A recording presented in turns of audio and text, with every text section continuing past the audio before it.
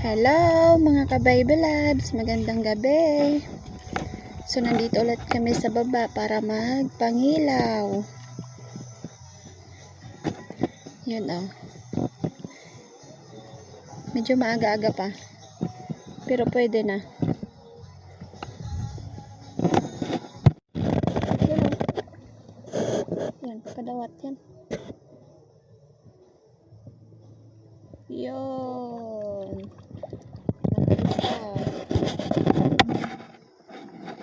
Nakaisa na mga ka-baby loves ng kadawat.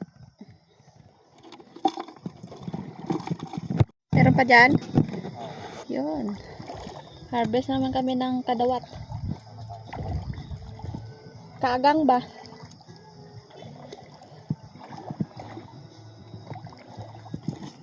Dalawa na yan.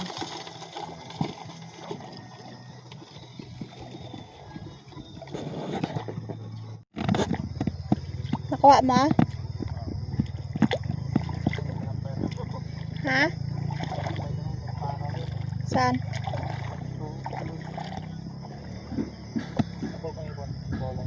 Malaki? Yun! Yun! Sana yun? Ay! Yun! Ay! Tumakas! Yan ang hipon. Yun.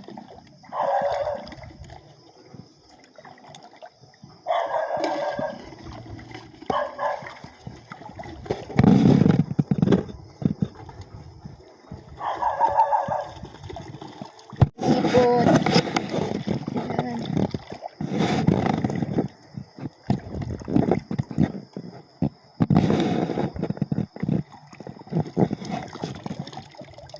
Tingnan. Ayun. Meron pa dyan? Okay.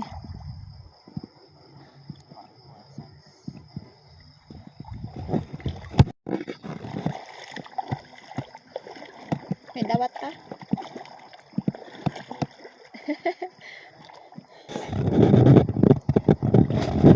Diyan.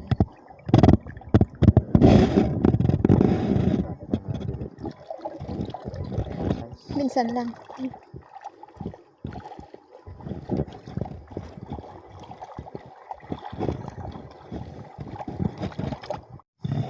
Hipon na naman.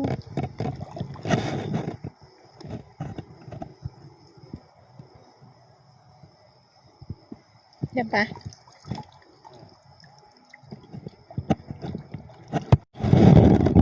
Ayan, crabs, kadawat.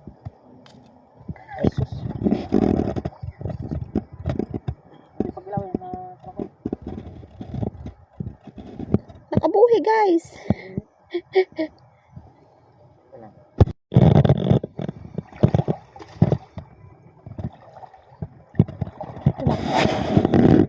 Kadawat, meron ulit na ko. Dito meron pa. Oh.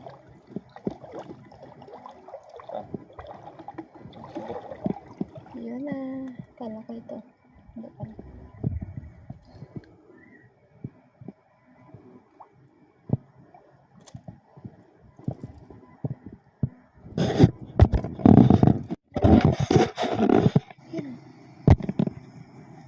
Yan.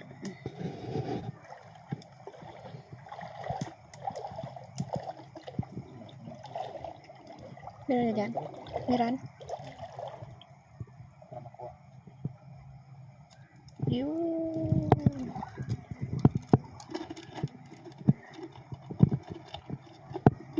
Saan pang isa? Ayun to.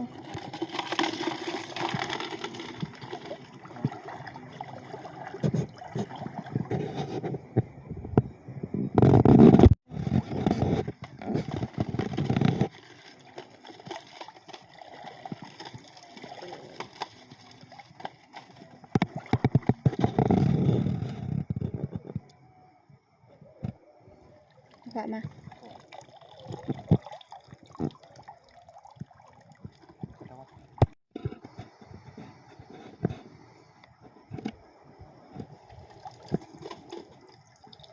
Hindi nyo makita sa lapitan yung hipon mga ka-baby loves kasi mabilis tumakbo. Ayan. Saan ang kadawat? Alpas? Kadawat? Ayan. Dawat. Dami ng kadawat ni Eric. Sa akin, dalawa pa lang.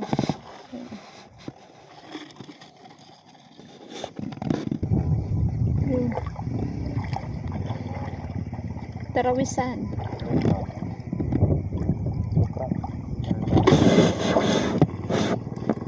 Blue crabs pala yan. Tumatangal sa blue crab. Yes, ah.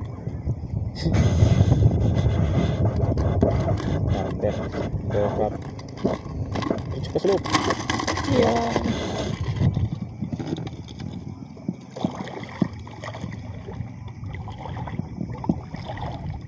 Oh, ito din. Yan o. Sagapang pa.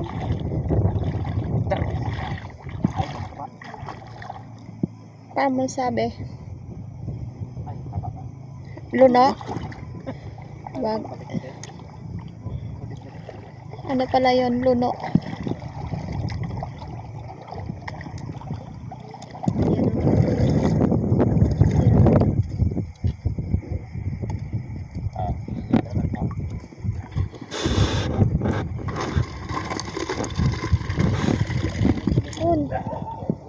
Ding.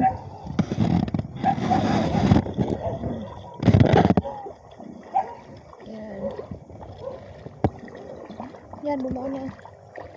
Parang ako din. Eh? Wow.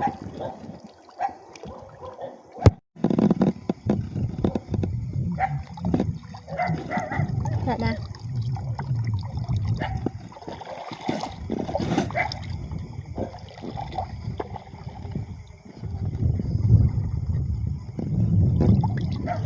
Si Mantis.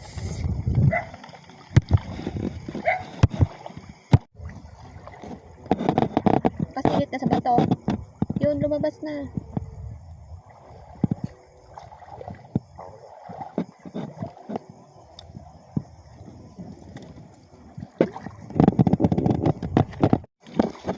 Pabalik na kami mga ka-baby loves. Madami na nakuha ni Eric, ano.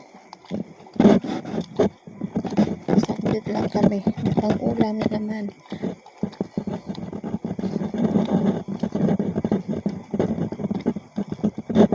Let's go. Mga ka-baby loves, so ito po lahat yung huli namin. Yan o. Yan, meron pa dito sa labas. Tumakas. Gusto pang bumalik sa dagat. So, bukas na lang ako magluluto. Daming kasag, kadawat, or kagang. Good morning mga ka-baby loves. So, today po ay ihahatid na naman si Nana pauwi sa amin. At nasawa na daw siya dito sa amin. Kaya bakasyon daw muna siya ulit doon sa lugar namin mga ka-baby loves. Na-miss na daw niya yung mga apo niya doon. Kasi ilang buwan din dito si Nana. So, babalik din siya kapag mga after 2 weeks dito ulit daw siya mga ka-baby loves. Ayan, ready na si Nana. Ito yung mga pasalubong niya. Merong tuyo. At saka yung mga isda na pinagsabikihan namin, meron pa siyang tinapay. Siyempre, hindi malilimutan ang kanyang radyo. Yan daw ito daw ang kanyang pampatulog, radyo ba? Iwas stress daw. Yan ang kanyang aliwan kapag natutulog siya mga ka-baby loves. Yan ang kanyang pampatulog. Yan, tapos mga gamit niya. Ready na si Nana. Uwi muna ako sa amin. Malagat nandito naman. Yun. Malagat nandito na naman daw siya. Si Eric ay kumakain bago ihatid si Nana. Para busog, para hindi magutom. Kain. Yan, ang ulam ay... Ang ulam mo? Nakuha na danggit. Sinabawan na danggit. Buti maganda na ang panahon mga kabibilabs kahapon. Grabing ulan. Yan o. Yan. So, hindi na makakain si Nana ng aming pangilawan kagabi. Kasi ngayon ko palang lulutuin siya mga kabebelabs. Ang gagawin ko ay ano nga tawag yun? Butter garlic. Yan o. Meron akong butter. Kulang bawang mabili pa lang na. Madami akong bawang dyan. Bawi na lang sa susunod. Pag dito ulit si Nana. Mangilaw ulit kami. Para makakain siya ng kasag. Kadawat. Bye. Bye-bye na. Bye-bye. Aalis na. Huwag mong kalimutan. Padala ko ha. See you another week. Na, bagay may yabano ha. Pag-chat na ha. Yan. So, nagapahanap ako kay Nana ng guyabano kasi marami doon mga ka-baby loves. At ako naman ay magluluto na ng ulam namin. Para padating na Eric, kakain ulit kami.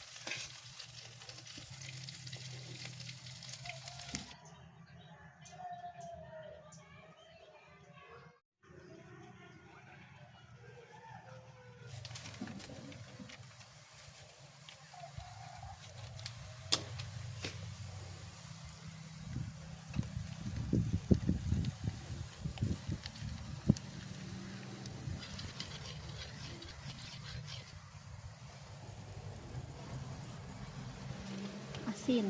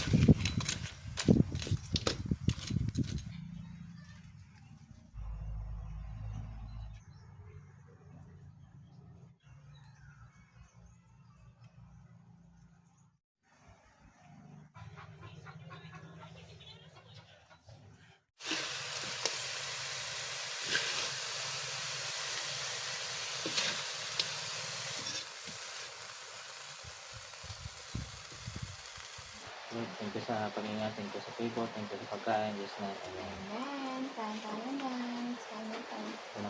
Ito na ako.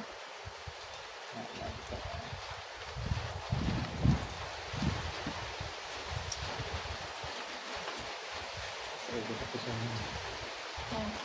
Ano bang alay?